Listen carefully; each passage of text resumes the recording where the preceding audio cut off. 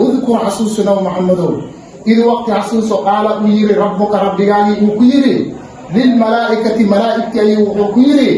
إني أنا أدوين عن أهي جاعل محاكي ليا في الأرض عرضا بود كذي خليفة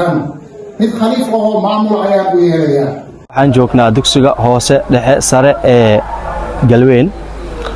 oo daraasad si toos ah ay u bilaawatay oo casharada ay sii soconayaan macallimiintu waxay ku jiraan oo kurgalid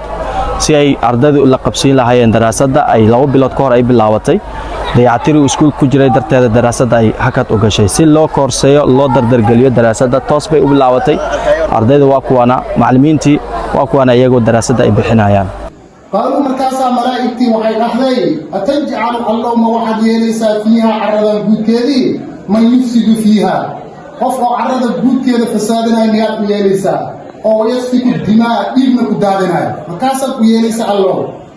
ونحن أنك ملائكتي هدين معي نصبح أنك تسبيح سنينا وحين تسبيح سنينا بحمدك محدادي أنك تسبيح سنينا ونقدس لك أنك نكتهرين الله قال مكاسا وغير الله سبحانه وتعالى إني أنا أعلم وأن أغاي ما أيان أغاي شيئا أغاي لا تعلمون إذن كأيضا أغينا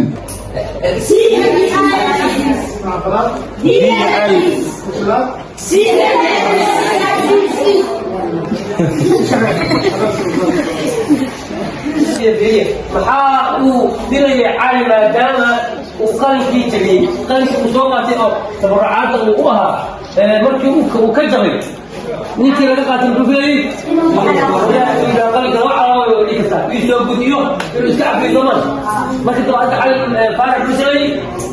u dul qaatay meesha muhiimadda ugu weyn oo u sheegay casirka waxaa weeye faarax iyo calimano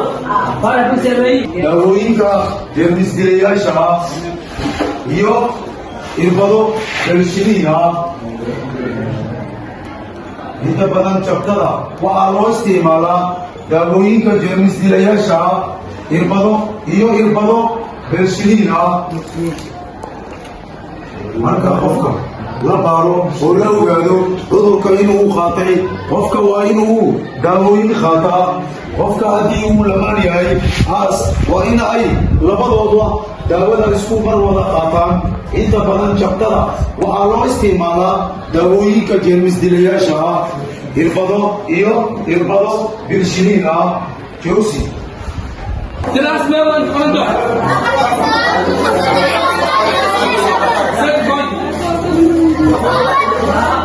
سن كمان بابا كم هلا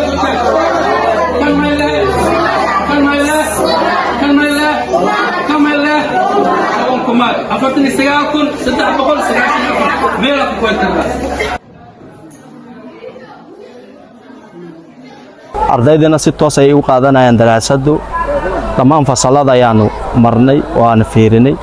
fasaladoo dhan waxay buur dhaafanayaan ardayda wali waxaan ku jirnaa isbuuci koowaad oo ardayda waa bilow arday badana soo xigi doonta isbuuc soo socda